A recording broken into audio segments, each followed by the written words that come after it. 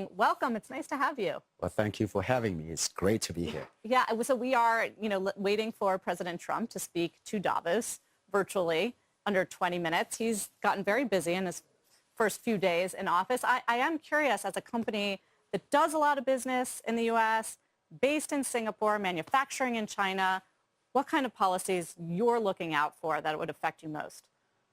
Well, before I answer that question, let me share with you and your audience about who we are, what Shein does. Shein is a global online on-demand e-commerce company, a profitable growth company at scale.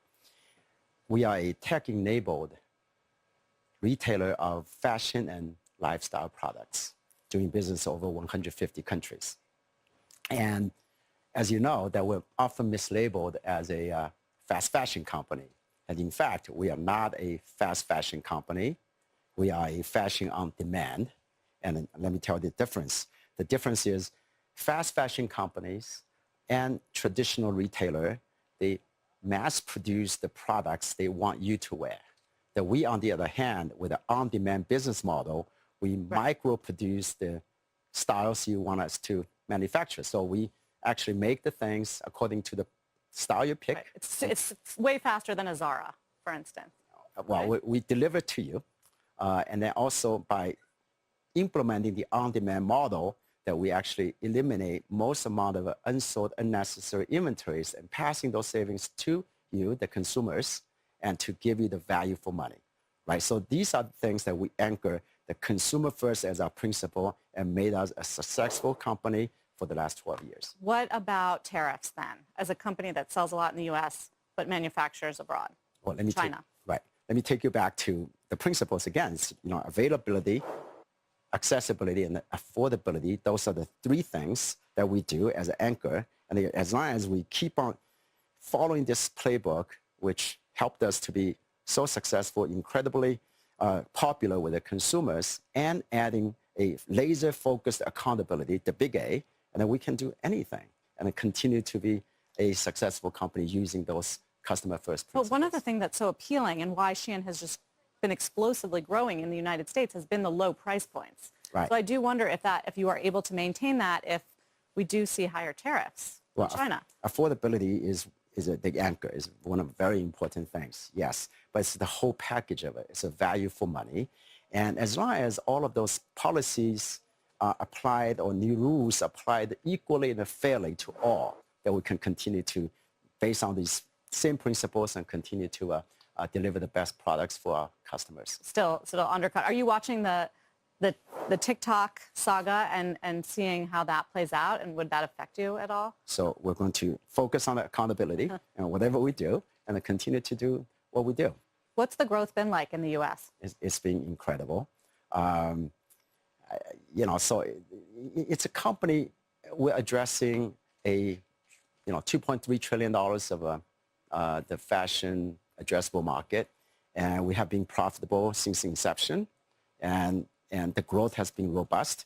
Now we want to make sure we pay attention to the longevity of growth, not the speed of growth. We wanted to pay attention to the steadiness of the net margin, profit margin, not the volatility of it. If we can embrace all these things and continue to execute our strategy according to the 4 A's, we're very excited about the outlook. Well, it sounds like you are gearing up to speak to investors about an IPO, and we've reported, there have been lots of reports that that's coming soon. And the latest is that you're actually eyeing London for an IPO. Can you confirm that? Sarah, I cannot talk to you about that.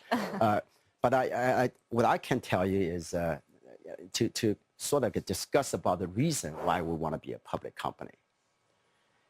Being a public company embraces the very universal and unique mechanism for accountability.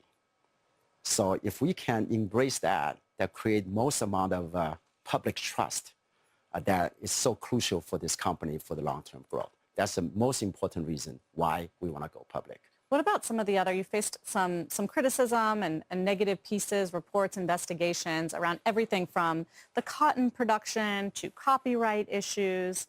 How are you managing some of those issues? Look, it's the same thing.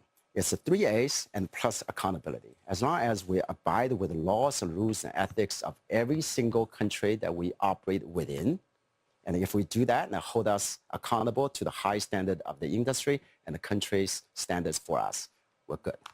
What about, I know you've spent a lot of time in Washington, D.C., and it's always sort of a political hot button issue.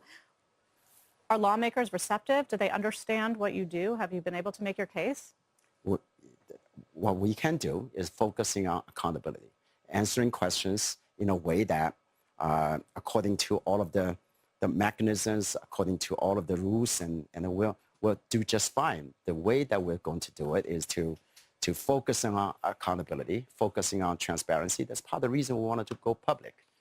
And focusing on supply chain, I know you've diversified and you've done it in other markets, for instance, like Brazil, where you've opened. What sort of markets are you eyeing next? And how do you figure out what your total addressable market is?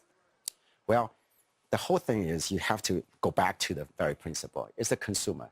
How we can find ways, better ways to continue to improve our product quality for the better value for the consumers. This is similar to what the administration, under President Trump's directive to create a better economy, less regulation, or more appropriate regulation for better growth, to do it, to push it for less inflation, which we will be able to contribute. All of those things will be very good for the consumers, ultimately for us. Donald, it's great to catch up with you. Thank you.